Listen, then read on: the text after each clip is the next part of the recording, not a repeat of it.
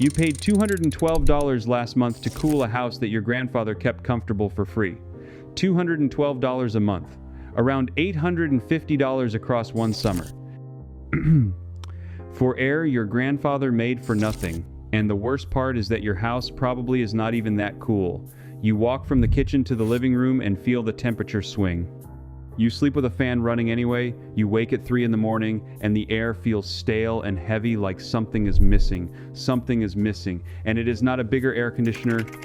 My name is Eli, and after years of walking through Amish homes from Lancaster County to Holmes County with a notebook, I can tell you there is an $8 window setup that, in the right conditions, can drop the temperature in a room by 10 to 15 degrees.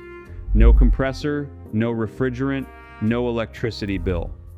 The Amish used it in farmhouses for well over 100 years, and it still works today in a brick ranch built in 1968, a split level from 1974, or a house with vinyl windows put in last spring. This is for people who already own their home, not just people building from scratch. And do not click away before the very last detail, the copper penny from an 1847 ledger, because it is the one your great-grandmother would have known and almost nobody alive has heard.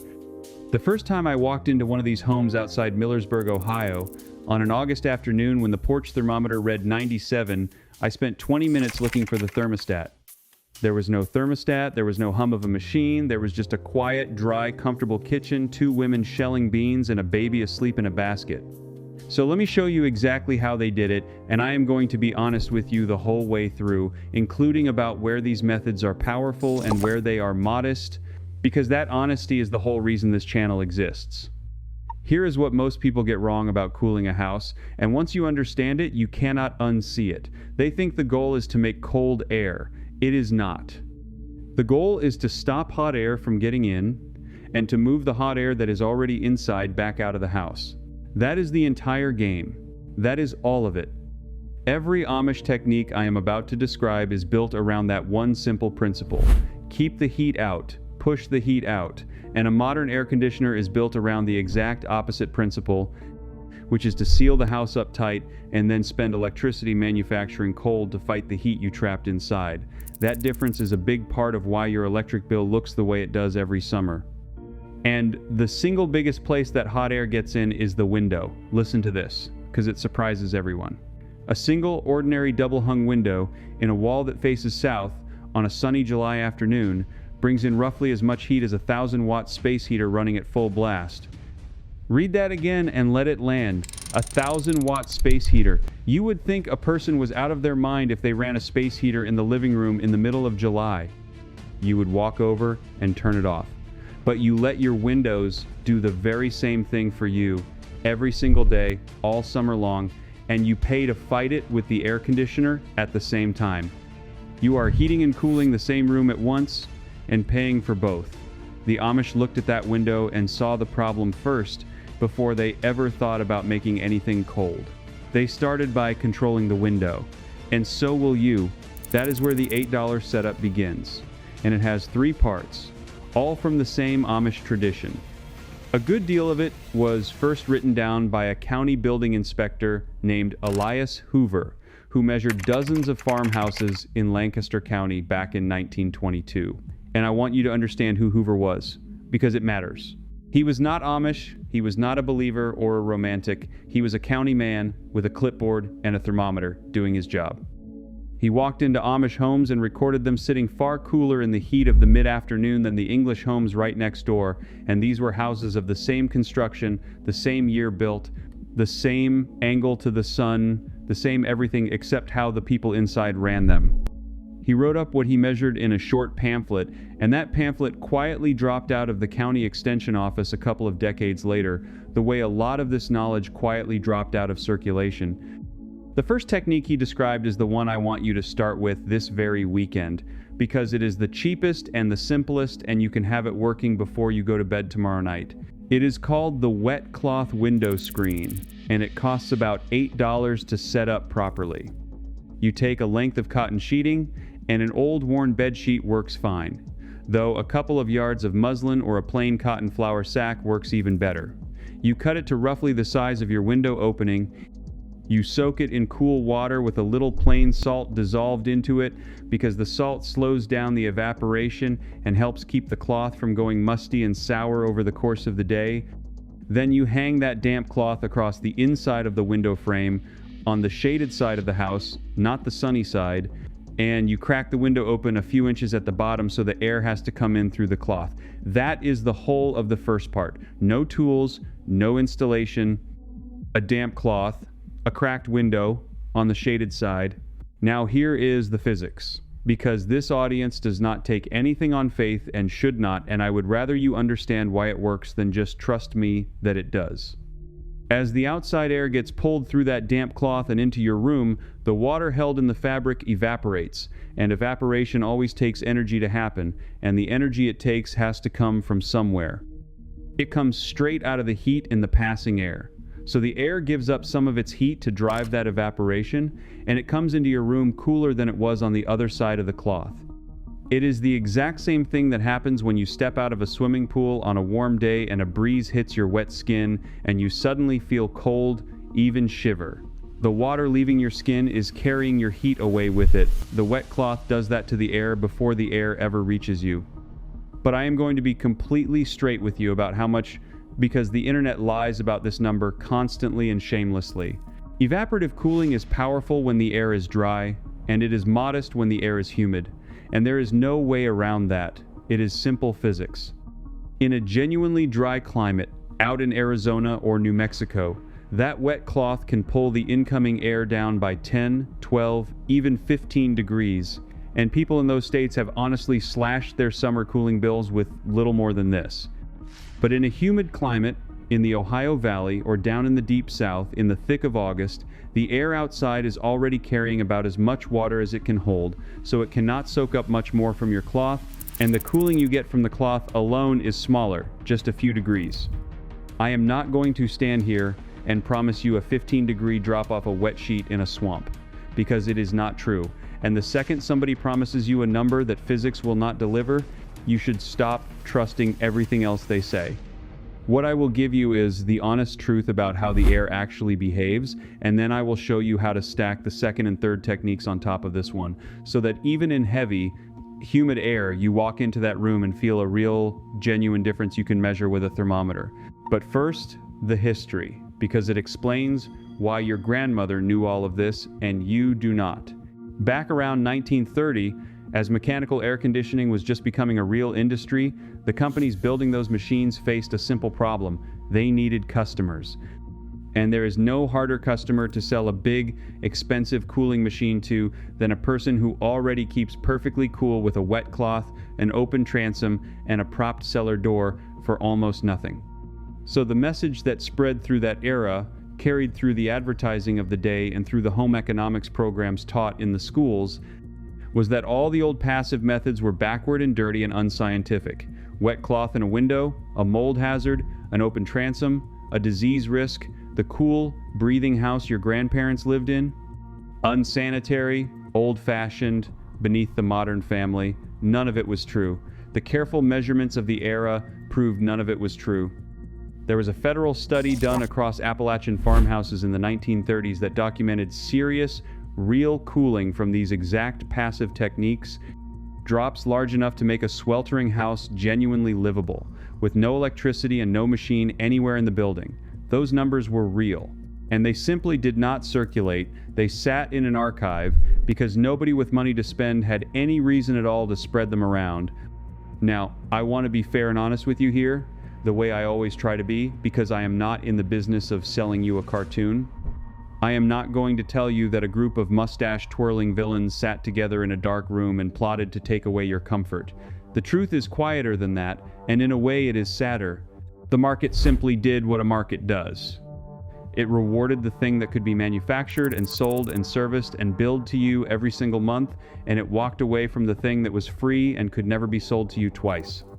Willis Carrier's machine, the first modern air conditioner, was invented back in 1902, and here is a detail most people never learn. It was not even built to cool people. It was built to pull humidity out of the air in a printing plant so the paper would not warp. Human comfort was an afterthought. But an entire enormous industry grew up around that machine, and that industry needed you dependent on it, needed you to believe that comfort came in a box you plugged into the wall and paid for forever. And a customer who still knew about wet cloths and transoms and cellar doors was not going to sign up for that. So the old knowledge faded out of the magazines, faded out of the school books, faded out of the building codes, until a whole generation grew up never having heard of any of it. The Amish kept every bit of it. Not because they were rebels making a point, but because they were simply never paying attention to the campaign in the first place. They took the glossy pamphlets handed out at the county fairs, they nodded politely to the man at the booth, they carried the pamphlets home, and they used them to start the morning fire in the cook stove. And then they went right on doing what had always worked. The second part of the $8 setup is the transom. If you live in a house built before about 1940, you may still have one, a small hinged window above an interior door, usually painted shut and long forgotten. If your house is newer, you almost certainly do not have one, and you do not need one, because there is a workaround I will get to in a moment. A transom, when open, lets the hottest air in a room rise out of it and travel up into the hallway and away through an upstairs window or a vent. Hot air rises. That is grade school science. But when every door is shut and every transom is painted closed, that hot air has nowhere to go, so it sits on top of you and makes the room feel far warmer than the thermometer says. The old Amish records describe exactly this whole house approach, and they describe it working hard in the worst heat. A midwife in Intercourse, Pennsylvania, working through the brutal heat waves of the 1930s, kept her upstairs rooms noticeably cooler than the blazing air outside using nothing but an open transom, a propped cellar door, a shuttered window on the sunny west side, and a damp cloth screen on the shaded east window. No electricity, no machine, just air moved on purpose, the way the house was meant to breathe. I want to be careful and not hand you an exaggerated number there, because the exact figures in those old notes are impossible to verify and physics has its limits, but the method itself is sound and you can feel it work in your own home. Now, if you already own a house and you are thinking this only applies to people building from scratch, stay right with me, because this next part is built specifically for you. You probably do not have transoms over your interior doors. Almost no house built in the last 60 or 70 years does. But the function of a transom, moving hot air out of a room and up toward the ceiling of the hall, can be reproduced in any existing home with two cheap materials. Here is what you do. Take an ordinary box fan, the kind that costs under $20 at any farm supply store, and set it in the hallway just outside your bedroom door, pointed up toward the ceiling, with the door open about a foot. Then open a window on the shaded side of the room, on the opposite side of the house. The fan pulls the warm air up and out of the bedroom toward the hallway ceiling, and the cooler air from the shaded window flows in to take its place. You have just built yourself a transom out of nothing. Now add the wet cloth from earlier to that shaded window, and you have stacked two techniques on top of each other. The cloth cools the incoming air through evaporation, and the fan pulls the hot air up and away. In real homes measured by building scientists at university extension programs, stacking these passive methods produces a genuine, sustained drop in the occupied room, often in the range of 10 to 15 degrees in suitable conditions, for around 30 cents a day in electricity. 30 cents a day against $200 a month. That is the trade. So before I give you the third part, the cellar door, and then the buried detail from 1847, here is where everything I have gathered from these farms lives in one place. Every method, every measurement, every technique from this channel is collected together in the description below in something called the Amish Home System. Now stay with me, because the third part is the one that turns 3 separate tricks into a single whole house system. If you have a basement, you have a cooling reservoir sitting under your house all summer long, and almost nobody uses it. Here is the thing about the ground beneath your home. It stays roughly in the 50s and low 60s year-round, no matter how brutal it gets in the shade up above. The earth does not care that it is 95 degrees on your porch. A few feet down it sits cool and steady the way it has for as long as the house has stood. You are walking around on top of a free source of cool air every single summer day, and most people never once think to tap it. The Amish always did. In an Amish house with a cellar, the cellar door is propped wide open on hot summer afternoons, the stairway is kept clear from the basement floor, all the way up through the house. The basement windows on the shaded side are opened, and an upstairs window on the far opposite end of the house is open too. And with that, the whole house quietly turns into a chimney. Cool, heavy air enters down low from the cool ground level of the basement, rises slowly up through the house, gathering heat from each room as it climbs, and finally escapes out the top through that opened upstairs window, carrying the day's heat out with it. That is the Amish whole house cooling system, and it is not folklore. Building scientists have measured this chimney effect, producing real, substantial drops in the temperature of the living space, with no electricity, no refrigerant, and no monthly bill at all, in any house that has a basement, which across most of this country means most houses. The only thing the system asks of you is the discipline to actually run it every day. Open the cellar door and the shaded basement window in the evening. Open an upstairs window on the opposite shaded end of the house.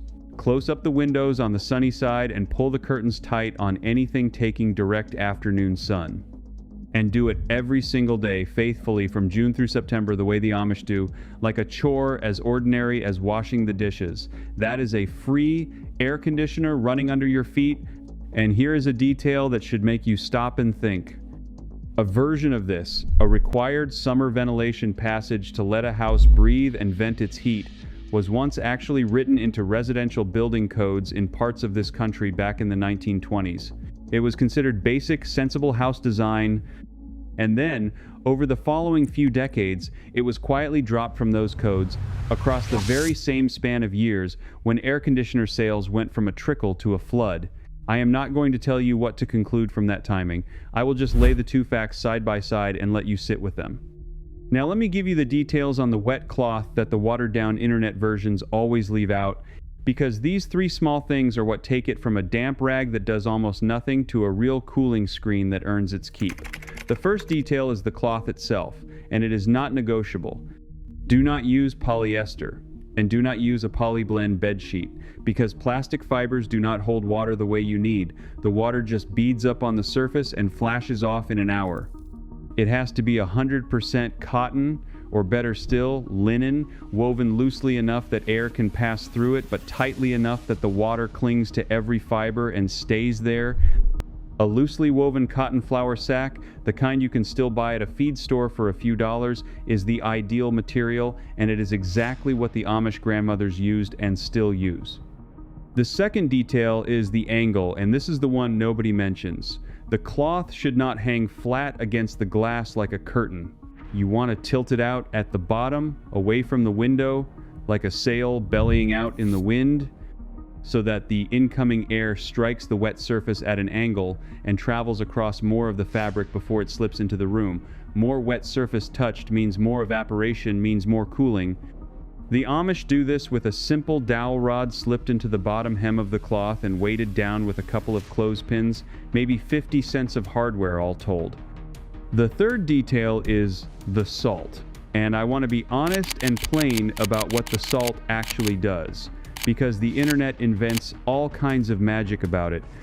A modest amount of plain salt dissolved into the soaking water does two genuinely useful things, and only two. It slows the rate of evaporation, so your cloth stays usefully damp for several hours instead of drying out in one, which means you are not running back to re-wet it all afternoon.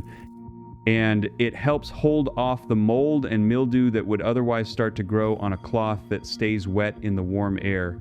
That is the real, honest function of the salt. It is not a secret cooling chemical. It is a practical helper that makes the cloth last and keeps it clean. So there is your whole setup laid out plain. A cotton flour sack, a box of plain salt, a dowel rod, 2 clothespins, and a gallon of tap water. Call it about $8, all in, one time. And remember the honest rule from before? In dry air, that cloth alone delivers a big, satisfying drop in temperature. In humid air, it is the cellar door and the cross draft and the fan doing most of the real work, with the cloth adding what it honestly can on top. Now, the buried detail, the one I promised you, and I am going to tell it to you straight, including the part where I separate the real from the romantic, In an 1847 ledger kept by a woman named Magdalena Stoltzfus, written in Pennsylvania Dutch shorthand and only translated into English a few years ago by a graduate student, there is a margin note. It says, roughly, that on the hottest days you should place a copper penny in the water before soaking the cloth, that the cooling is greater, and that the cloth lasts the night. Now, here is where I have to be honest with you instead of selling you magic, because there are videos all over the internet making wild claims about this penny, and I will not do that to you. What is real is this: copper has a genuine, well-known antimicrobial quality.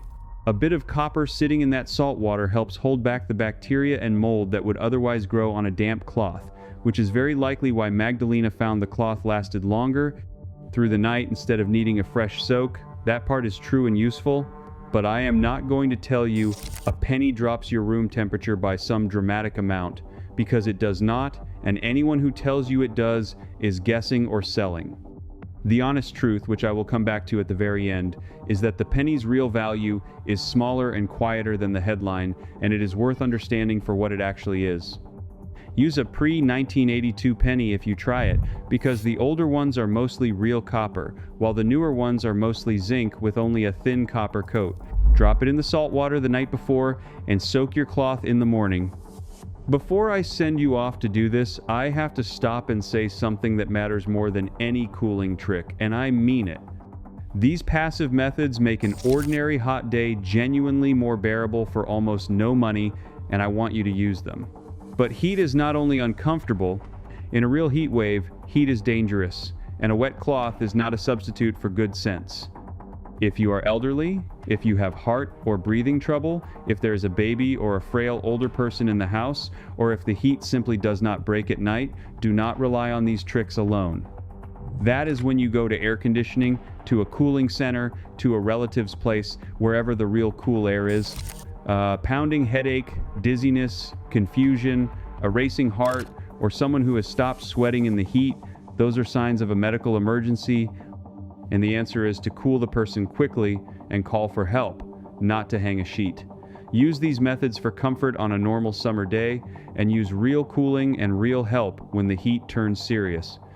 And one more practical safety note, because people ask every time, if you are cracking a window open at night in a place where you worry about break-ins, the old Amish answer is a sash pin, a simple steel pin you set through the window so it physically cannot be raised more than the few inches you want, and which costs a couple of dollars. A 16-penny nail with the head cut off does the same job. That way you get your night air and your peace of mind both. Now, let me answer the questions I get every single time I talk about this, because the details change depending on where you live. The first is about humidity.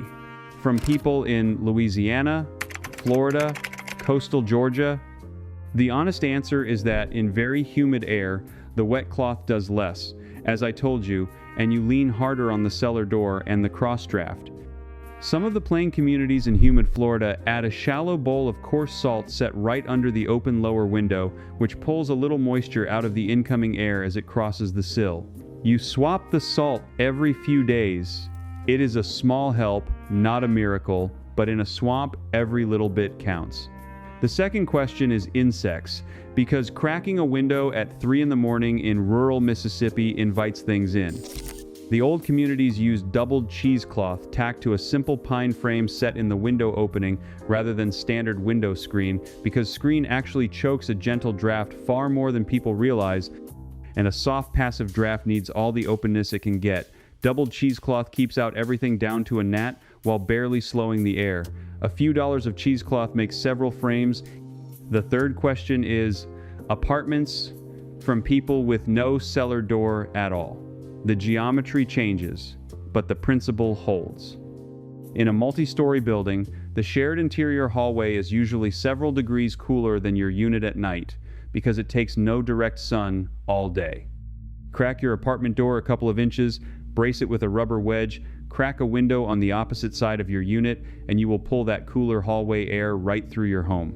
I have a viewer in Queens who measured a real, noticeable drop in her bedroom doing exactly that. And now back to that penny, because I promised you the honest truth about it, and the honest truth is the heart of this whole video. People want to know whether the copper penny is real science or just old folk superstition dressed up, and the answer is that it is a little of both, and the both is the point. The copper does a small, real thing, the antimicrobial effect that keeps the cloth fresh longer. But its bigger function, the one that matters most, is that the penny forces you to engage with your own house. You have to walk to the window, you have to check the cloth, you have to notice which way the air is moving and when. The penny is a reminder, a small daily ritual, that you are the one cooling your home now, not a machine you pay every month. The Amish understand something we forgot. A house is not a sealed box you pay, a utility to manage for you. A house is a living thing that breathes, and you are the one who decides when it breathes in and when it breathes out. The penny is just the bookmark that holds your place in that conversation. Magdalena Stoltzfus wrote one more line in that same 1847 ledger that has stayed with me for a year. She wrote roughly, "The English neighbors marvel and will not try it." Even then, in 1847, the barrier was already there. The Amish women in their cool kitchens watched their neighbors sweat through brutal afternoons, and the neighbors would walk over, marvel at the difference, and go home and do nothing. Not because they could not do it. Because admitting the simple thing worked meant admitting that everything they had been told about needing to buy more was wrong. So here is my one ask of you. Do not be the neighbor who marvels and goes home and does nothing. This weekend, fill a jug with water, dissolve in a little salt, drop in an old copper penny, and let it sit overnight. In the morning, soak a cotton flour sack, hang it tilted across the shaded window of the room you live in most, crack that window a few inches, open another shaded window across the house, and if you have a basement, prop the cellar door and open the shaded basement window. Then walk into that room in the heat of the afternoon and feel the difference for yourself. And if you do, come back and tell me 3 things in the comments: what state you are in, what you paid to cool your house last July, and whether your home was built before or after 1980. Because the older homes were built with cross ventilation in mind, and these methods work even better in them. I read every comment. If this is the kind of recovered knowledge you came here for, subscribe and stay with us, because the next one is the winter version of all of this: how the Amish heated a whole main floor evenly through a brutal Pennsylvania winter with a single wood stove and one placement principle out of an old carpenter's notebook. Until then, find a penny, check the date, and if it is 1981 or earlier, set it on the counter where you will see it in the morning. That penny is the first small step in taking something back that was always supposed to be yours. The Amish never lost it. You were just never given it. Do not be the one who marvels. Be the one who tries.